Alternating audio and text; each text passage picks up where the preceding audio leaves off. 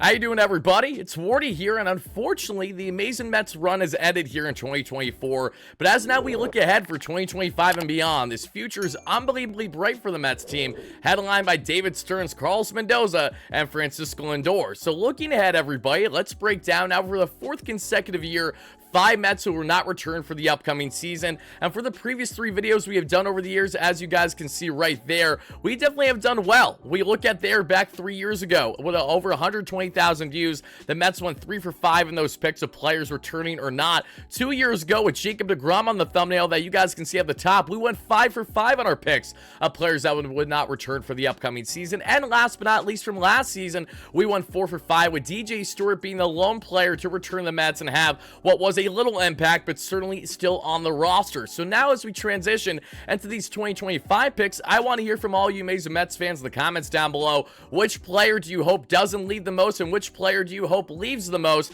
Let's all hear it down below, everybody, and let's kickstart this discussion with a grizzled veteran, the one that we all thought was hopefully going to have more of an impact than what he did for the Mets down the stretch when they need him most, and that's going to be none other than, yes, JD Martinez. For those that don't know how JD Martinez's season went, let me enlighten you, everybody, because JD had a season twofold. You had the first half there after signing late with the Mets in spring training. I was there on my spring training trip with our amazing sponsor down here at BetUS, breaking it down, and JDM felt like such a seamless fit for this DH position initially, even with the uncertainty of Mark Vientos heading into the year. JD, what we saw with 16 home runs, 69 RBIs, 46 runs scored, a 235, 320, 406 clip for a sub-1 WAR. What we didn't get from JD Martinez in the second half of the season that we were all hoping for was consistency. And because of the fact that we did not get consistency, the fact that we did not get the grizzled vet JDM that can go out there and go oppo fairly consistently the way he did the year prior in LA, is further reason to believe that as much as we appreciate JD Martinez,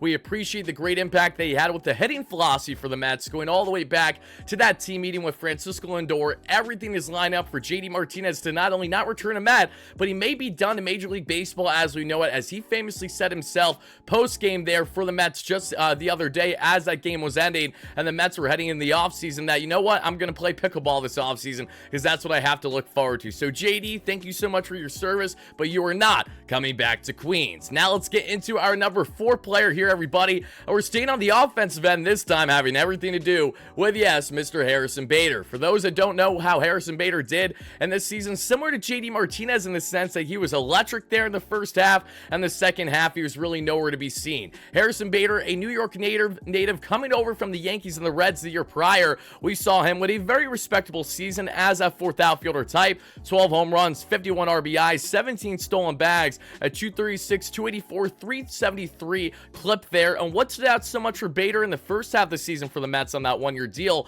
was the elite defense, playing in center consistently. They're always sizing up the ball well to make diving catches and be where you want. The blunders is what we saw with the base running, trying to leg singles into doubles one too many times. But one look at the clutchness, that's where Bader stood out so much in the first half of the season. He was without question one of the most clutch hitters for the Mets, even in a miserable month of May where everything else went wrong. Wasn't the case here for Bader, however, but as of then we got to this second half of the season, that is unfortunately where things changed for Bader in the negative fashion. The defense, while was still strong, was okay, but the bat was simply not there for the final month and a half of the season heading into postseason play. It was so Jekyll and Hyde, few and far in between, and Tyrone Taylor really reigned the reins as the more consistent fourth outfielder between the two that reached the trust of not only Carlos Mendoza, but David Stearns going back to their time in Milwaukee. So Bader, while he had some nice highlight reel catches, some great moments, and certainly the vibes were always immaculate with him in this clubhouse, he will certainly be missed to a degree, but with Tyrone Taylor still back on club control,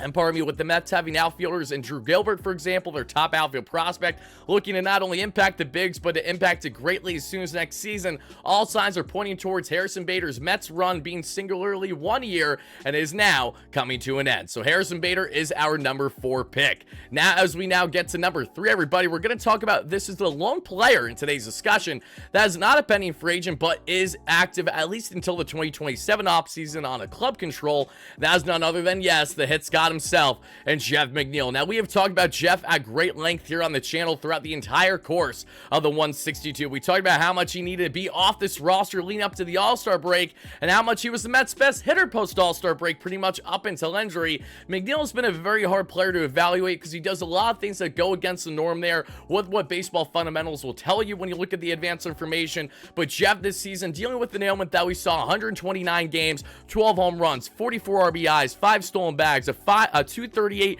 308, 384 clip there for Jeff. Is completely low, not what you're looking for at all from McNeil. Usually a high contact here that's going to be hitting the 300 plus range, but Jeff was so unfortunately piss poor in the first half of the season. That was his demise right from there. And even though he just did well in the second half, when you have the current options that blossom in a short period of time, and Luis Angel Acuna, a man that's hoping to impact the Mets next season, even though that his development throughout his injury this offseason, this past season rather, hasn't went all that well, according to David Stearns and Ronnie Mauricio. Jet Williams healthy that we're seeing in the Arizona Fall League, doing great things. He's looking to impact the Mets as soon as next season. The Mets have a plethora of in-house talent for up the middle. And if it isn't a veteran Jose Iglesias that they would like to bring back, for example, then they certainly have their offensive options already in-house. So Jeff, who has team control until the 2027 club option, do not be surprised if he's parted with on really a salary dump by this Mets team, because they can eat the salary plenty with north of $200 million coming off the books this offseason,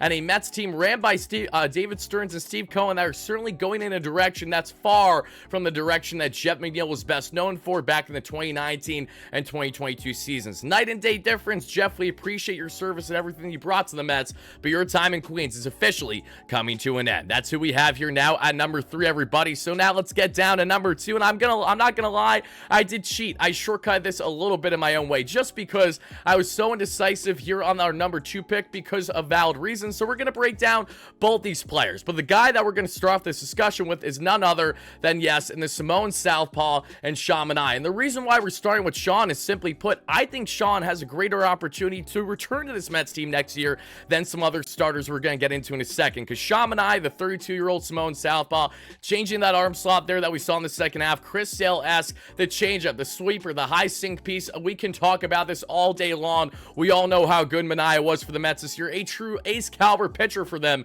this season. A 3.47 ERA, a 3.75 expected ERA, just under a 4 SI ERA. Why are those numbers important? Because the expected numbers aren't as favorable for Sean, but he still had, in a lot of ways, what was a dominant career year. The most strikeouts he's had since his final year there in Oakland with the A's, before then going to San Diego, San Francisco, and now here with the Mets. Sean Manaea was brilliant for the Mets in so many ways. Whether it was what felt like multiple in a row, things that we haven't seen since Jacob deGrom, 7+ innings of 10, 11, 12 strikeout baseball with less than 2 earned runs he's giving up. Sean Manaea at his best. We saw the character growth. Not only tremendous personality that we all love and want to see back with the Mets right away. It's one thing to be a great rally guy in the clubhouse and on the bench. It's another to be a fantastic pitcher leading the way for the Mets many times this year. That was the case here with Sean Manaea. Sean was very emotional post-game there after getting rocked by the Dodgers in the NLCS Game 6. He made it abundantly clear how much he appreciated this team, how much he loved to be here and wants to continue to be here.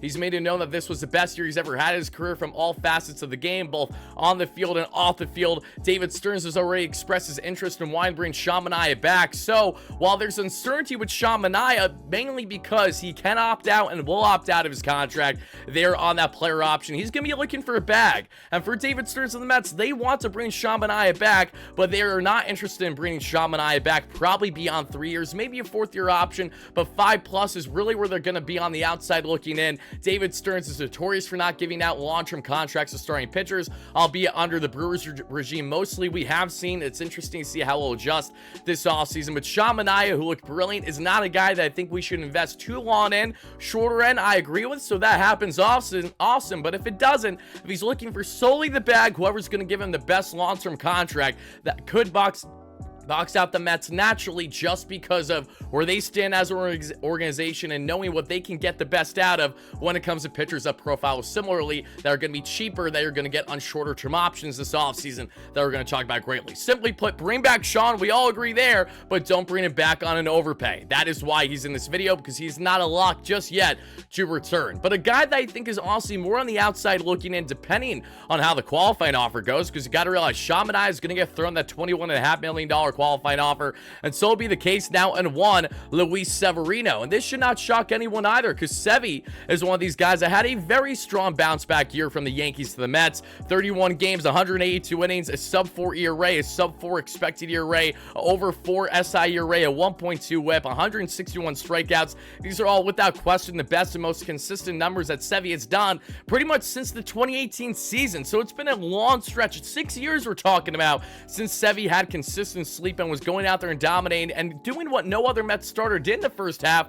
That was provide length. That's what stood out so much about Severino in the first half of the season. Even when he didn't have his best outings, he was still going 6-7 strong innings pretty much every time out there. In the second half, post-trade deadline, he had some of his worst starts of the year. Then he rebounded nicely, had some solid postseason outings for the Mets in their first couple against the Brewers and the Phillies, especially. He held his own. Sevy wants to stay in New York. His family's here, and I firmly believe that he will stay. However, I'm not confident to a T that he will return to the Mets. There's a great reality where Sevy may circle back and consider the Yankees again should they have interest with all of the long-lasting connection that they have there. I would love to see Severino back with the Mets. They're going to need to add arms, but Severino is far from a lock to return like Sean Manaea. So basically a coin flip, everybody. Take your pick, take your choice as to who you think between these two you guys are going to see parted with, because I do not see at this point in time both returning to the Mets this season. So let me know in the comments down below, which of the two do you think is more likely and less likely, and thank you so much for doing exactly that. And before we get into our number one that you guys all know who exactly that is,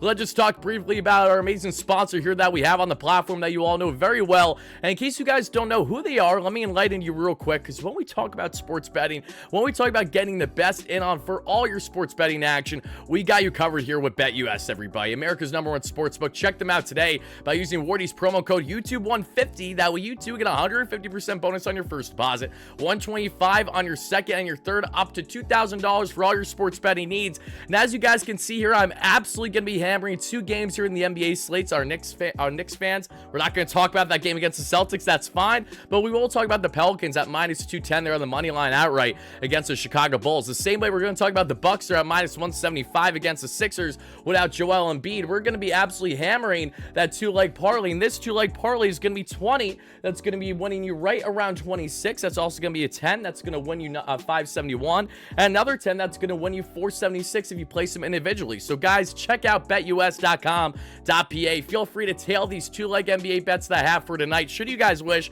I'm not a betting expert, just a diehard sports fan that loves to place daily bets here with our amazing sportsbook at BetUS. Now, let's hop back into this, everybody, and let's get on to, last but not least, the man that you all want to know what is the future of, and that is none other than, yes, Mr. Polar Bear Pete Alonso. Now, when we talk about the Polar Bear, again, in the first half of the season, most Mets fans and their mothers were saying he is 1,000% out of here. There's not a chance in heck that Pete Alonso is returning this Mets team after denying a $170 million extension by the Mets last year's trade deadline, not 2024, but 2023 under Epler. A lot of pressure on his shoulders, and he did not handle that pressure well whatsoever here in the course of a 162. But how he finished this year in the postseason, it was a completely throws a wrench in things for the best way possible for Alonso and for Mets fans' sake that want to see him return. Alonso, 162 games this year, 34 home runs, 88 RBIs, underwhelming numbers across the board. By all means, the worst statistical season Alonso's had as a Met. A 240 average, a 329 on base, a 459 slug for a 2 WAR. This is Alonso that is not far removed from being your 50 home run type guy, 100 plus RBIs in the north of 130, mind you. Alonso could not handle the pressure, was horrendous with runners in scoring position, horrendous in high leverage, horrendous in 2-out situations when it came to hitting this year, but it all changed come postseason play. The home run against the Brewers, 4 total there in the postseason, 1,000 basically OPS in this year's postseason is why Pete Alonso is far from a guarantee to go anywhere, and that's why I have him in this discussion, just like I did with Jacob deGrom 2 years ago. I do not want to see the Polar Bear go anywhere, and I truly hope the Mets bring him back, but this is going to be a long negotiation where the Polar Bear is going to be looking for a bag, headlined by Scott Boras being his agent. They're leading the way, and if Alonso's looking for strictly the biggest payday, that may not come from the Mets, because as much as Steve Cohen and David Stearns love Alonso and love what he brings, they do not love the idea of making him massive overpay for a guy where you know exactly what you're getting, your ups, your downs and everything in between, knowing that he's a standalone first baseman slash DH in the second half of his career. Alonso, the Mets want to bring back, but they are going to be not in the market for, really, I'd imagine what Alonso's going to be shooting for north of 250 plus million. The Mets are going to be more on the conservative side of that, so that's why we have a big question mark with Alonso in his future. Mets fans, what do you think is going to happen with Alonso this offseason? If you want my honest opinion, I think there's great reality where he turns, but not enough to warrant not having him in today's discussion, and he's our top free agent, so of course we got to break it down. Mets fans, who doesn't want their home run king back, their RBI king, a guy that's been a homegrown talent that absolutely loves to be here, that knows what it means to be a true New York Metropolitan, to feed around the fan base. He has stepped up now when it's mattered most. He finally proved that to us, Mets fans. Let's see if that was enough for David Stearns and Steve Cohen. Everybody, let us know your thoughts in the comments down below. Which player out of the 5 or 6 that we broke down today do you think is most likely to return versus least likely to return? And thank you so much in advance for checking out our content all season long, all things Mets, news, rumors, live streams, breaking news segments as always, prospect discussions, and much more. We will have you covered here on WardyNYM. This is your guy Wardy signing out, and as always, no matter what, let's go Mets, baby. Peace out.